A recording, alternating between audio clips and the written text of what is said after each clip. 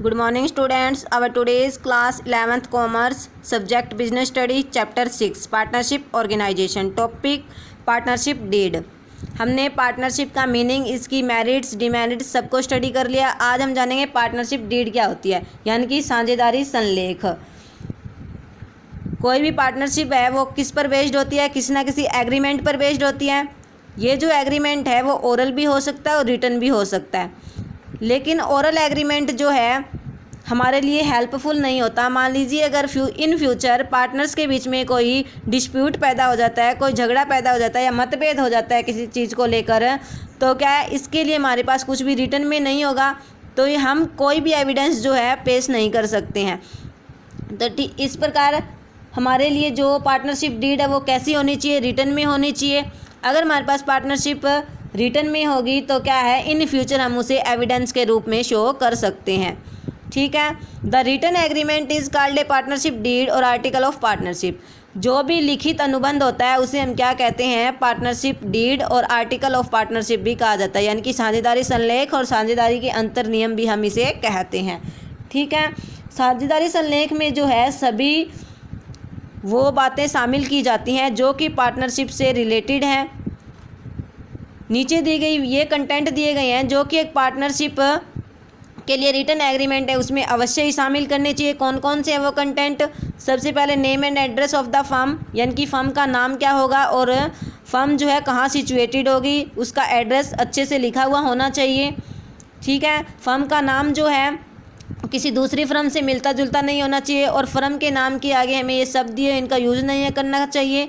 Crown, imperial, state, king, queen, royal, emperor, empress, parliament, इन शब्दों का जो है हमें अपनी फर्म के नाम के आगे यूज नहीं करना चाहिए।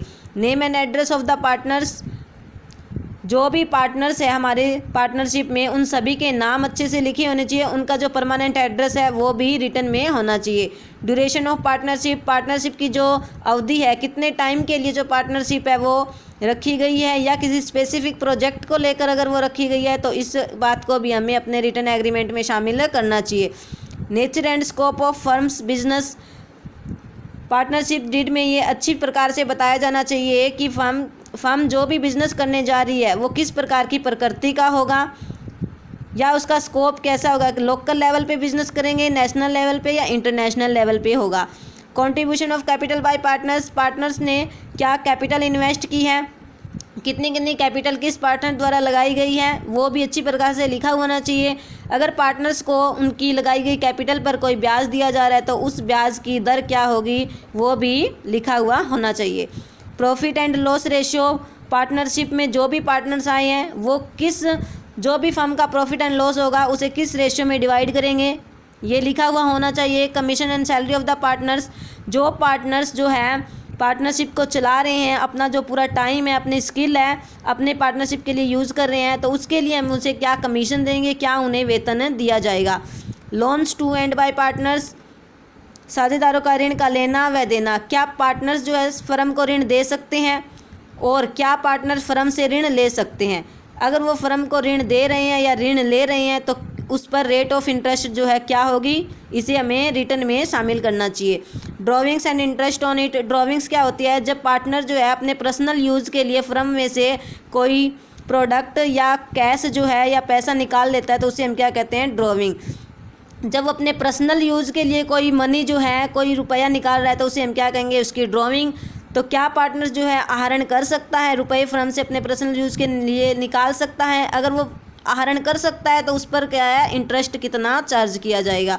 Audit of books of accounts, लेखा पुस्तकों का अंकेक्षण, जो भी हमने लेखा पुस्तकें रखी है उनका जो अंकेक्षण है वो किस प्रकार से करेंगे, ऑडिटिंग मेथड है वो क्या होगा, ये हमें लिखित रूप में बताना चाहिए। नेक्स्ट हमारे पास right, duties and liabilities of the partner, जो भी पार्टनर्स फर्म में हैं उनके क्या क्या अधिकार होंगे, क्या क्या उनके कर्तव्य होंगे और उत्तरदायित्व जो है उनका क्या होगा। अगर किसी पार्टनर्स की लाइबिलिटी सीमित है यानी कि लिमिटेड लाइबिलिटी है, वैसे तो अनलिमिटेड लाइबिलिटी होती है, लेकिन किसी पार्टनर की अगर लिमिटेड लाइबिलिटी है तो उसका हमें स्पेसिफाई जो है रिटर्न में लिखना होगा। Admission and retirement of the partners, अगर पार्टनरशिप में कोई नया पार्टनर आ रहा है, कोई अगर कोई पार्टनर जा रहा है तो उसके लिए क्या क्या कंडीशंस होगी, ये हमें लिखित में बताना चाहिए। वैल्यूएशन ऑफ गुडविल यानी कि ख्याति का मूल्यांकन। ख्याति का मूल्यांकन हम कब करते हैं, जब कोई नया पार्टनर फर्म में आता है या कोई पार्टनर जो रिटायर होता है यानी कि फर्म से अलग होता है, तब हम गुडविल की जो वैल्यू है वो पता लगाते हैं। तो गुडविल को किस मेथड से कैलकुलेट किया जाएगा, ये हमें रिटर्न में बताना चाहिए। Dissolution of partnership, the deed should specifically state the circumstances in which the firm can be dissolved. वो कंडीशन, वो सर्कमस्टांसेस जो है हमें बताने चाहिए जब हम अपनी पार्टनरशिप को जो है समापन कर सकते हैं, उसको ख़त्म कर सकते हैं। Death of A partner and his succession, अगर पार्टनर्स की डेथ हो जाती है तो उसके उत्तराधिकारी को क्या क्या अधिकार दिए जाएंगे, ये भी हमें अपने पार्टनरशिप में रिटर्न में लिखना चाहिए। वायोलेशन ऑफ पार्टनरशिप रूल्स, यानी कि जो साझेदारी के नियम है उनका उल्लंघन। अगर कोई पार्टनर साझेदारी के लिए बनाए गए नियमों का उल्लंघन करता है तो इसके लिए उसे क्या दंड दिया जाएगा, ये भी पार्टनरशिप डीड में लिखा जाना चाहिए।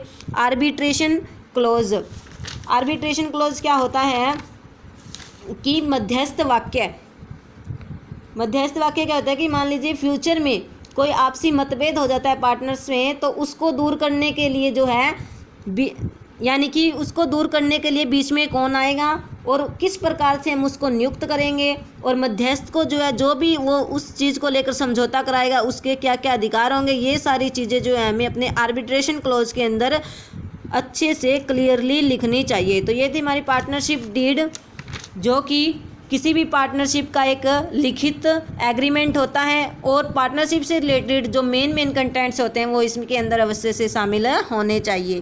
थैंक्स।